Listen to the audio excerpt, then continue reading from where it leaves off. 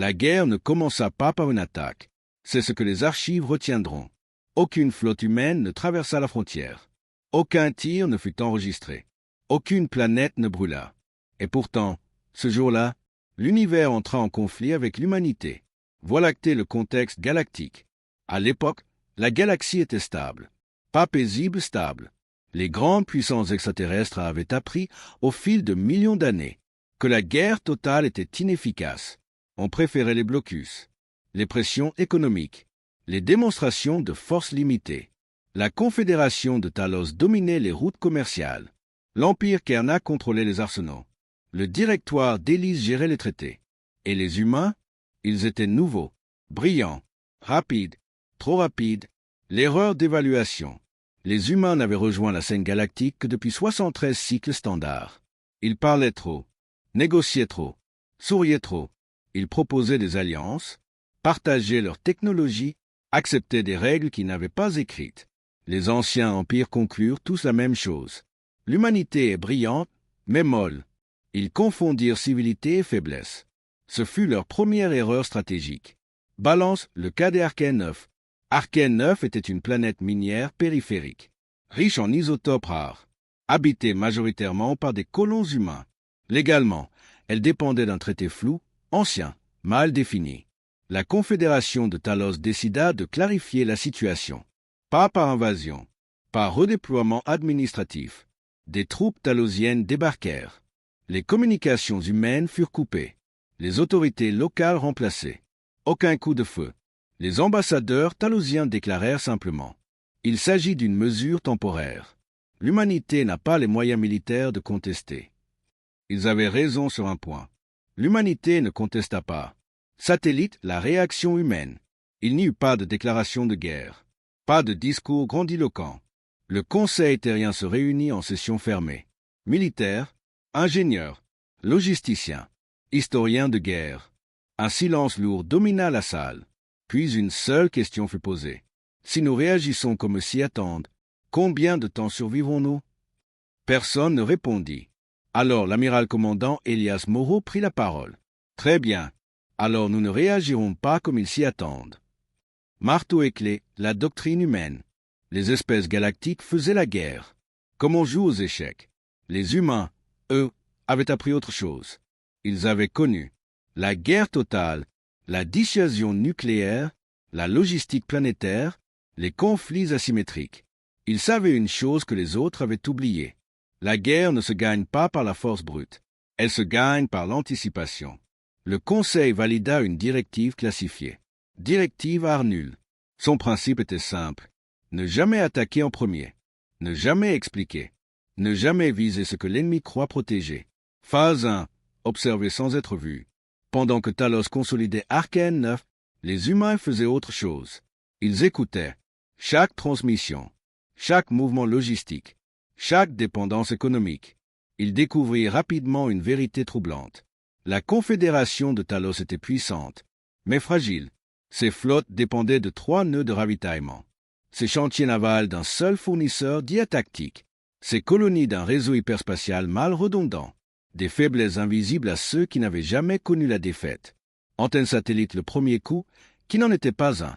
Puis, sans avertissement, un bug apparut. Rien de spectaculaire. Une légère désynchronisation. Dans les systèmes de navigation talosiens. Des retards mineurs. Des erreurs d'itinéraire. Des cargos perdus. Les analystes talosiens parlèrent d'un problème logiciel. Ils n'avaient pas tort. Ce logiciel était humain. La peur commence. 3 cycles plus tard, les marchés contrôlés par Talos vacillèrent. Pas d'effondrement, juste une instabilité persistante. Puis les flottes commencèrent à manquer de pièces. Les garnisons à recevoir leurs soldes en retard. Les gouverneurs à douter. Et toujours, aucun tir humain. Les autres puissances observaient, perplexes. L'humanité n'était pas en guerre. Mais Talos saignait lentement. Panostop le message que personne n'attendait. Finalement, la Confédération envoya un ultimatum officiel à la Terre. Un document froid, juridique, arrogant. La réponse humaine tint en une phrase. Nous n'avons pas commencé ce conflit, mais nous avons déjà décidé comment il se terminera. Aucune menace, aucune signature militaire, Juste un fait. Étoile filante, fin de la partie 1. À ce moment précis, les stratèges extraterrestres comprirent quelque chose. Ils n'avaient pas affaire à une jeune espèce naïve. Ils avaient réveillé une civilisation qui avait passé toute son histoire à apprendre comment gagner des guerres qu'elle ne voulait pas mener. Et ceci n'était que le début. Au début, la Confédération de Talos refusa d'y croire. Les retards logistiques, des coïncidences, les erreurs de navigation, des défaillances mineures, les marchés instables, une réaction temporaire à l'incertitude. Après tout, aucune flotte humaine n'avait bougé. Aucun canon n'avait tiré. Aucune planète n'avait été attaquée. Dans la doctrine talosienne, ce qui ne frappe pas n'est pas une menace. Cette certitude allait les détruire. Le Haut Conseil militaire se réunit en urgence sur Talos Prime. Des généraux bardés de siècles d'expérience. Des stratèges qui n'avaient jamais perdu une guerre ouverte. Les projections holographiques montraient la même chose. Des routes commerciales instables. Des flottes retardées. Des colonies isolées plus longtemps que prévu. Un amiral osa poser la question que tous évitaient. Et si ce n'était pas un hasard? Le silence fut glacial. Admettre une attaque sans agresseur visible était contraire à tout le modèle de pensée. Sur Terre, les analystes humains observaient la situation avec un calme clinique. Ils avaient déjà vu ce scénario. Sur leur propre planète, des empires trop confiants, des adversaires incapables d'imaginer une guerre hors de leurs règles. L'amiral Moreau résuma la situation en une phrase. Ils cherchent une bataille. Nous leur livrons une équation. La Confédération de Talos dépendait lourdement de l'automatisation. IA tactique, réseau décisionnel prédictif, chaînes logistiques optimisées depuis des siècles. Les humains n'attaquèrent pas ces systèmes de front. Ils firent pire. Ils les désynchronisèrent subtilement. Une mise à jour ici, une micro-latence là, un conflit de priorité ailleurs.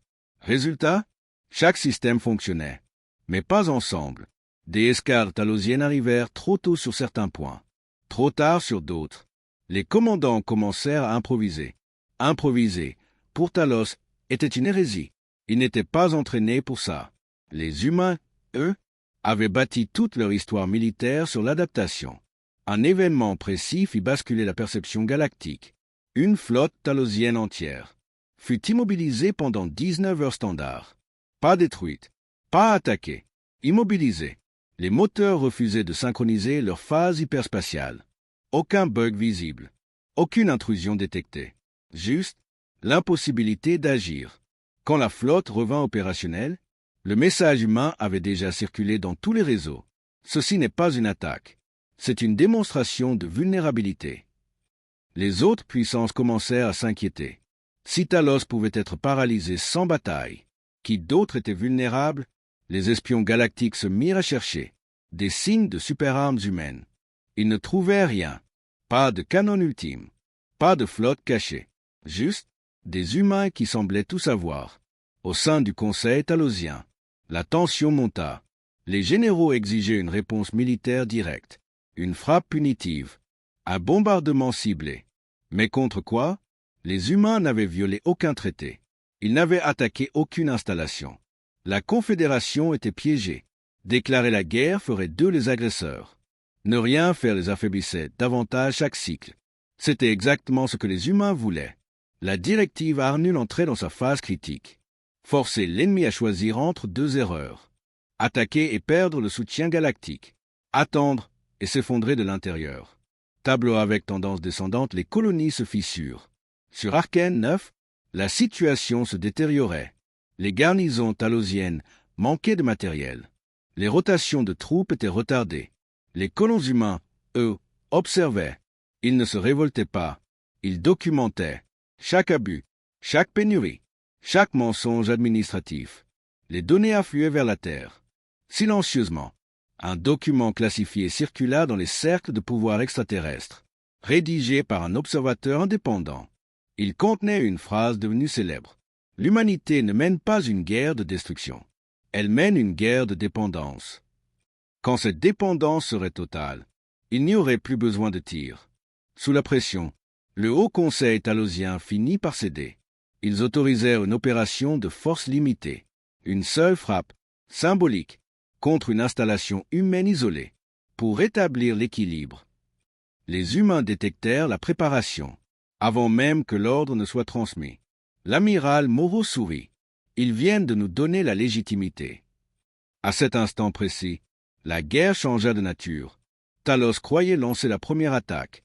En réalité, elle venait d'entrer dans une guerre où l'humanité avait écrit chaque chapitre à l'avance. La frappe talosienne devait être simple, rapide, propre, symbolique, une station humaine périphérique, peu défendue, loin des grandes routes galactiques. Un avertissement, rien de plus. Les stratèges de Talos l'avaient nommé ainsi pour une raison précise. Ils ne voulaient pas d'une guerre. Ils voulaient rappeler une hiérarchie. La flotte engagée était limitée. 3 croiseurs lourds, 6 frégates d'escorte, un commandement automatisé. Assez pour frapper, pas assez pour provoquer une coalition. Selon leurs calculs, les humains protesteraient, menaceraient, négocieraient, puis reculeraient. L'ordre de frappe fut intercepté, avant même d'être validé par tous les nœuds décisionnels. Pas piraté, prévu. Les humains avaient modélisé les réactions talosiennes depuis des cycles. Ils savaient exactement quand la peur deviendrait colère et quand la colère deviendrait erreur. Dans la salle de commandement terrestre, personne ne parla. L'amiral Moreau observa simplement les données défiler. Puis il dit « Laissez-les partir ». La station humaine ciblée s'appelait Héraclès 12. Un relais logistique, un centre de maintenance. Rien de stratégique en apparence. Mais Héraclès 12 avait une particularité. Elle était vide, évacuée discrètement. Des semaines plus tôt, aucun civil, aucun militaire, seulement des capteurs et des enregistreurs. Quand la flotte talosienne arriva en position, elle exécuta le protocole sans hésitation. Salve orbitale, neutralisation ciblée, destruction partielle. Héraclès 12 explosa. Dans un silence presque esthétique, les commandants talosiens ressentirent un soulagement immédiat. Ils avaient repris l'initiative. Ils avaient tout filmé. Et c'était exactement ce que les humains attendaient. La réaction humaine arriva. 3 minutes plus tard. Pas une flotte, pas une contre-attaque. Un message, diffusé sur tous les canaux galactiques, public, non chiffré. La Confédération de Talos vient d'attaquer une installation évacuée. Aucun humain n'a été blessé. En revanche, cette frappe constitue une violation directe des accords galactiques. Nous remercions Talos d'avoir fourni les preuves nécessaires. La phase suivante commence maintenant. Le choc fut immédiat. Les autres puissances analysèrent les images. La frappe était claire, indiscutable. Talos était l'agresseur. Aucune ambiguïté juridique, aucune zone grise. Le directoire d'Hélice convoqua une session d'urgence. Les routes commerciales contrôlées par Talos furent temporairement suspendues. Les assurances galactiques gelèrent leurs contrats. Les banques interstellaires exigèrent des garanties. En moins d'un cycle, Talos suffoquait. Pendant que la galaxie réagissait, les humains passèrent à la phase 3. Ils n'attaquèrent aucune flotte. Ils attaquèrent la confiance. Les IA talosiennes, déjà instables, furent confrontées à des données contradictoires. Ordre civil contre ordre militaire. Protocole d'urgence contre traité suspendu. Résultat, paralysie décisionnelle. Dans plusieurs systèmes, des flottes talosiennes se retrouvèrent sans directive claire. Les commandants demandèrent confirmation. Les confirmations n'arrivèrent jamais. Pour la première fois de leur histoire, ils durent décider seuls. Et ils découvrirent une vérité brutale. Ils n'avaient jamais appris comment décider. Un document humain circula alors, délibérément laissé accessible. Un extrait de doctrine militaire. Quand l'ennemi dépend d'un centre, coupez le centre. Quand il dépend d'un système, faites douter le système. Quand il dépend de la certitude, retirez-lui le temps. Les stratèges extraterrestres commencèrent à comprendre. L'humanité ne cherchait pas à gagner une bataille. Elle cherchait à rendre toute résistance organisée impossible. Face au chaos, plusieurs puissances galactiques firent un choix discret. Elles ne soutinrent pas officiellement l'humanité. Elles cessèrent simplement de soutenir Talos. Base fermée, accès refusé, neutralité déclarée. Dans la pratique, Talos était seul. Un rapport classifié du directoire conclut. La Confédération de Talos n'a pas été battue. Elle a été isolée. L'humanité a transformé un conflit militaire en événement systémique. À cet instant précis, la galaxie comprit une chose essentielle. L'humanité ne frappait pas fort. Elle frappait juste assez, au bon endroit, au bon moment. Et désormais, chaque empire se posait la même question. Sommes-nous déjà dans la phase suivante? Sans le savoir, la confédération de Talos ne s'effondra pas d'un coup. Les empires anciens ne tombent jamais ainsi. Ils se fissurent. Ils nient. Ils rationalisent. Et surtout, ils continuent à agir comme si le contrôle existait encore. Officiellement, Talos affirmait que la situation était sous contrôle. Les communiqués parlaient de réajustement temporaire, perturbations économiques externes, pression politique illégitime. Dans les faits, les gouverneurs de colonies ne recevaient plus d'ordres cohérents. Les flottes attendaient des directives qui n'arrivaient jamais. Les systèmes automatisés se contredisaient. Et chaque cycle, la dépendance envers l'infrastructure humaine devenait plus visible. Sur Terre, les stratèges humains ne célébraient rien. Ils surveillaient, car une chose était claire. Un empire acculé est plus dangereux qu'un empire confiant. La phase 4 de la directive Arnul fut activée. Son nom interne était simple. Forcer l'ennemi à choisir la survie locale plutôt que l'autorité centrale. Les premières fractures apparurent loin de Talos Prime, sur des mondes périphériques, des systèmes miniers, des bases logistiques secondaires. Face aux pénuries, certains gouverneurs commencèrent à négocier. Pas officiellement, pas publiquement. Ils signèrent des accords techniques avec des corporations humaines. Maintenance, ravitaillement, mise à jour de systèmes. Rien de militaire en apparence. Mais chaque contrat renforçait une réalité nouvelle. La survie passait par l'humain. Les humains ne déployèrent toujours pas de flotte d'assaut. Ils déployèrent des équipes logistiques, des ingénieurs, des experts en réseau, des planificateurs de flux. Ils réparaient, ils optimisaient, ils rendaient les systèmes indispensables. Et chaque amélioration venait avec une clause. Subtile, technique, un accès, un protocole, une compatibilité humaine. Pendant ce temps, les grandes flottes restaient immobilisées, non par sabotage, par absence de priorité claire. Les commandants ne savaient plus qui protéger ou frapper, ce qui constituait une provocation. Les humains n'avaient jamais tiré sur eux. Ils ne pouvaient pas justifier une attaque. Et chaque jour d'inaction affaiblissait leur légitimité. Ce fut à ce moment précis que l'humanité décida de montrer une fraction de sa vraie force. Pas contre Talos, mais devant la galaxie. L'exercice militaire humain fut annoncé publiquement. Un simple entraînement interstellaire. Lieu, un système vide. Participants, forces humaines uniquement. Les observateurs galactiques furent invités. Ils acceptèrent, curieux. Des flottes humaines surgirent de l'hyperespace, avec une précision terrifiante. Synchronisation parfaite. Manœuvre tridimensionnelle impossible. Selon les standards galactiques. Des vaisseaux modulaires. Changer de rôle en temps réel. Des essaims de drones. Neutraliser des cibles simulées, avant même qu'elles n'apparaissent complètement. Et surtout, une coordination humaine, qui ne dépendait d'aucune IA centrale. Chaque unité pensait. Chaque commandant adaptait. Chaque erreur devenait un avantage.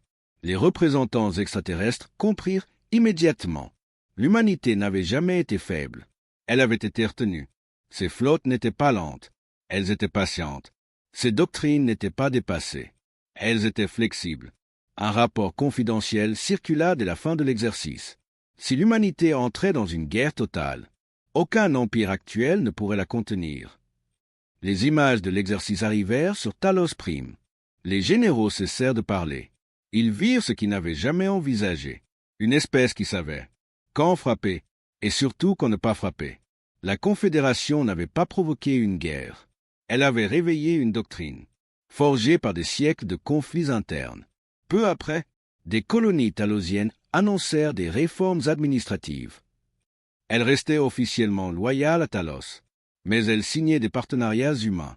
Des drapeaux changeaient sans changer. L'autorité centrale perdait du terrain, sans qu'aucun soldat ne tombe. À ce stade, la guerre était déjà perdue pour Talos. Pas militairement, structurellement, et l'humanité n'avait toujours pas déclaré la guerre. La Confédération de Talos avait perdu le contrôle. Elle ne l'admettait pas, elle ne pouvait pas, mais chaque cycle supplémentaire rendait la vérité plus difficile à ignorer. Les colonies obéissaient moins, les flottes attendaient trop, les alliances s'érodiaient. Et surtout, l'humanité continuait à gagner, sans livrer de bataille. Pour les dirigeants talosiens, il ne restait qu'une option, pas la plus rationnelle, pas la plus efficace, la plus symbolique, montrer que Talos pouvait encore frapper fort. Dans leur culture militaire, un empire qui ne frappait plus cessait d'exister. Ils choisirent donc une cible que l'humanité ne pourrait ignorer. Le système Kepler 417, un carrefour logistique humain majeur, un nœud de communication, un centre de commandement secondaire, pas une planète civile, pas une station évacuée, un objectif militaire réel. Cette fois, il y aurait des pertes, et Talos le savait. L'opération reçut un nom ancien, chargé de sens. Frappe de réaffirmation. Ils engagèrent tout ce qu'ils pouvaient encore coordonner. 2 flottes principales, 4 escadres de réserve, des armes lourdes jamais utilisées depuis des siècles. Un message officiel accompagna la manœuvre. La Confédération de Talos réaffirme sa souveraineté face aux manipulations humaines. Dans les faits, c'était un aveu de panique. Quand l'alerte arriva sur Terre, il n'y eut aucune surprise. Les trajectoires étaient prévues, les forces engagées estimées, les pertes potentielles calculées. Un silence s'installa dans la salle de commandement. Puis l'amiral Moreau parla. « Très bien, nous avons tout fait pour éviter ça. » Il marqua une pause. Autorisez la phase 5. Contrairement aux attentes galactiques, les humains ne concentrèrent pas leurs forces. Ils les dispersèrent. Des unités mobiles, des escadres modulaires, des plateformes orbitales autonomes. Le système Kepler 417 se transforma en champ de bataille tridimensionnel. Chaque point était une menace, chaque trajectoire un piège potentiel. Quand la flotte talosienne entra dans le système, elle rencontra quelque chose d'inédit. Pas une ligne de défense, un environnement hostile intelligent. Dès lors brouillèrent les capteurs. Des drones sacrifiables révélèrent les formations ennemies. Des frappes précises neutralisèrent les nœuds de commandement. Les humains frappaient vite, puis disparaissaient. Talos cherchait la destruction. Les humains cherchaient la désorganisation. Chaque croiseur talosien neutralisé n'était pas explosé. Il était rendu inutile. Système hors ligne. Propulsion bloquée. Commandement coupé. Un vaisseau intact, mais mort. Les officiers talosiens tentaient de reprendre le contrôle. Mais leur formation rigide était inadaptée. Ils attendaient des ordres. Les humains n'attendaient rien. Chaque unité humaine décidait localement. Chaque opportunité était exploitée. La bataille évoluait trop vite. Pour les doctrines talosiennes, au cœur de l'affrontement, un groupe de bataille talosien tenta une manœuvre désespérée. Une frappe massive concentrée sur le centre logistique humain. Ils y parvinrent presque. Pour la première fois, les humains engagèrent une arme stratégique, pas une super-arme. Une coordination parfaite. Des dizaines d'unités surgirent simultanément, de microsauts calculés à la milliseconde. Les flancs talosiens s'effondrèrent. Leur ligne de commandement fut annihilée. En moins de 2 minutes, les survivants battirent en retraite, ou essayèrent. La bataille dura moins de 3 heures. Résultat, 68% de la force talosienne neutralisée. Aucune perte humaine majeure. Le système Kepler 417 sécurisé. Mais le vrai choc ne fut pas militaire, il fut psychologique. Après la bataille, l'humanité diffusa un dernier message. Court, froid, ceci était une défense. Nous n'avons pas encore attaqué. La galaxie comprit. Ce n'était pas une menace, c'était une information. Talos est brisé. La Confédération venait de perdre ce qu'elle craignait le plus, la crédibilité militaire. Ses alliés prirent leur distance. Ses colonies cessèrent d'obéir ouvertement. Et désormais, tout le monde savait une chose. Quand l'humanité frappait vraiment, elle frappait sans appel. La guerre venait de changer de nature. Ce n'était plus une lutte d'influence. C'était une fin annoncée. Après Kepler 417, la Confédération de Talos cessa d'exister en tant que puissance militaire crédible. Pas officiellement, pas immédiatement, mais dans les faits, le verdict était déjà rendu. Les flottes talosiennes survivantes se replièrent sans coordination. Certaines retournèrent vers Talos Prime. D'autres se dispersèrent vers des systèmes périphériques. Quelques-unes désertèrent. Pour la première fois depuis sa fondation, un empire millénaire ne savait plus qui commandait encore. Les canaux galactiques furent saturés de rumeurs. Redditions locales, mutineries silencieuses, gouverneurs refusant d'appliquer les ordres. Et toujours, l'humanité avançait lentement, sans occupation, sans invasion. Sur Talos Prime, le Haut Conseil se réunit une dernière fois. Les généraux accusaient les civils. Les civils accusaient les généraux. Les IA stratégiques refusaient désormais de fournir des projections fiables. Le système ne croyait plus en lui-même. Un ancien amiral formula enfin la question que tous évitaient.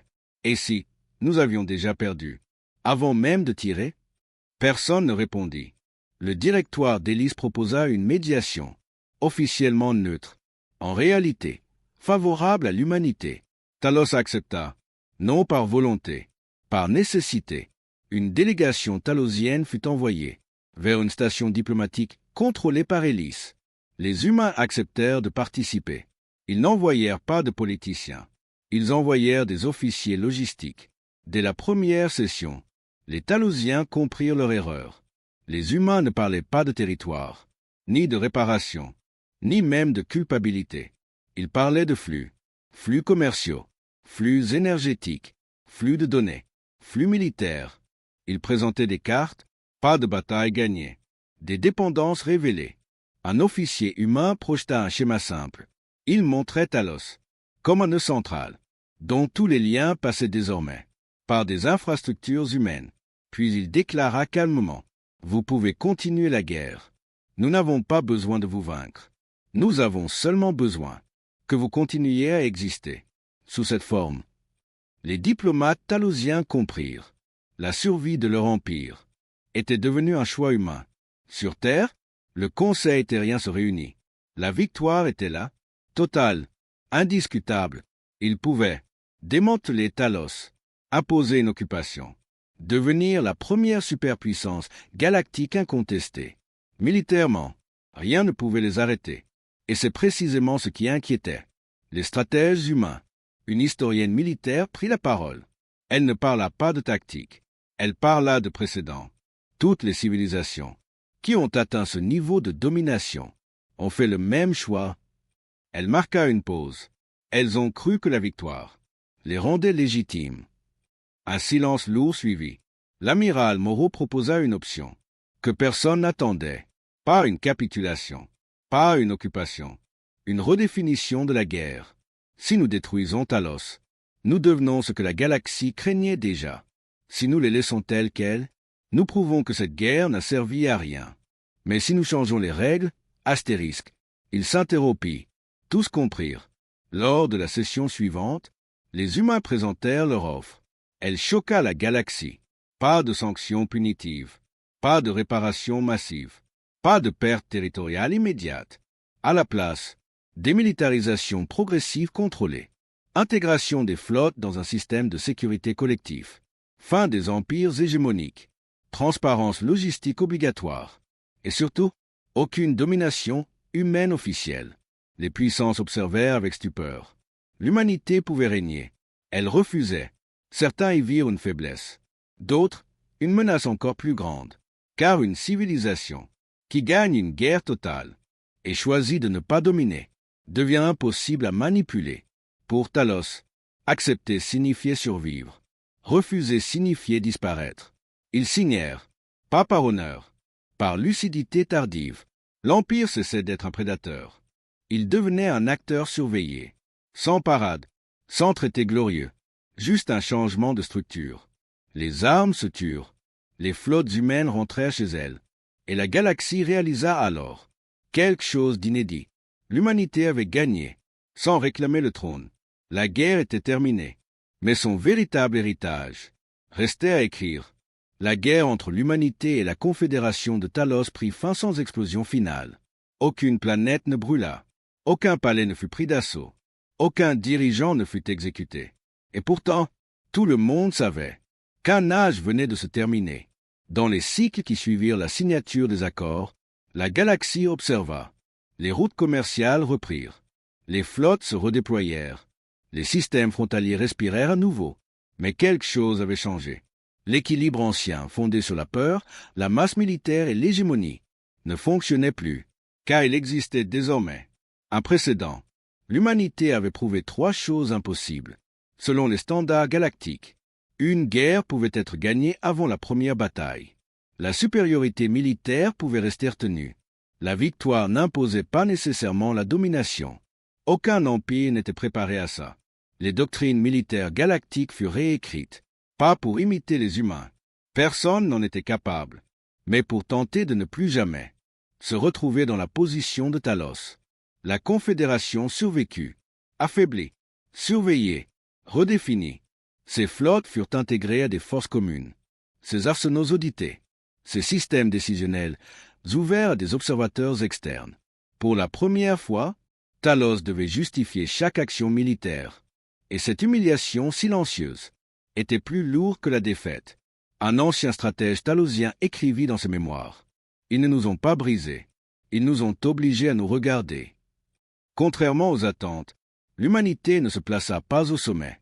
Elle refusa toute position officielle de commandement galactique. Elle exigea seulement une chose, le droit de regard. Pas comme maître, pas comme juge, comme garant de cohérence. Chaque fois qu'un conflit éclatait, les humains posaient la même question. Quel est l'objectif réel? Et que se passe-t-il si vous gagnez? Cette simple question suffisait souvent à stopper une guerre naissante. Avant l'humanité, les empires craignaient la destruction. Après elle, ils craignaient l'exposition.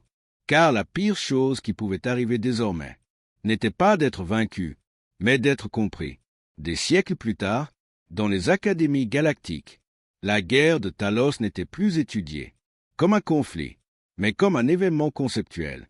On ne demandait pas comment l'humanité a gagné, mais pourquoi n'a-t-elle pas perdu? La réponse revenait toujours à la même idée, parce qu'elle savait exactement ce qu'elle refusait de devenir. Un document humain, longtemps resté secret, fut déclassifié des décennies plus tard. Il contenait une seule phrase, attribuée à l'amiral Elias Moreau. La guerre est un test, pas de puissance, mais d'identité. L'humanité ne bâtit pas d'empire.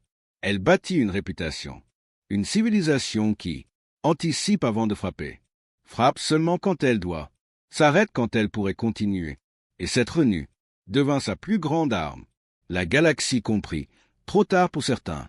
Une vérité simple, l'humanité n'était pas dangereuse, parce qu'elle savait faire la guerre. Elle était dangereuse, parce qu'elle savait quand s'arrêter. Dans une station lointaine, un jeune officier extraterrestre étudiait les archives humaines. Il demanda à son instructeur, que se serait-il passé si l'humanité avait voulu dominer? L'instructeur ferma le dossier et répondit, « Alors, nous n'aurions jamais eu le luxe de poser cette question. La guerre est terminée, mais l'histoire, elle, se souvient encore. Si vous êtes encore ici, ce n'est pas par hasard. Cette histoire n'était pas seulement une guerre spatiale. Ce n'était pas seulement une victoire militaire.